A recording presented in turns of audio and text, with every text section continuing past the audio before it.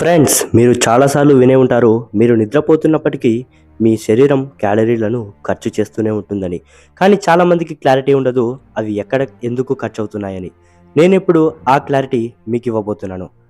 ప్రతి మనిషి 7-8 గంటల నిద్రలో సగటున 300-500 క్యాలరీలను తన శరీరం ఖర్చు చేస్తుంది.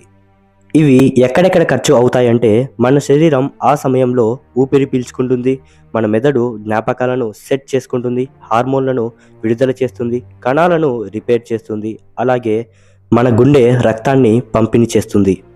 ఇన్ని పనులు జరగాలంటే క్యాలరీలు అవసరం. అందుకే క్యాలరీలు మనం నిద్రపోతున్నప్పటికీ ఖర్చు అవుతూనే ఉంటాయి.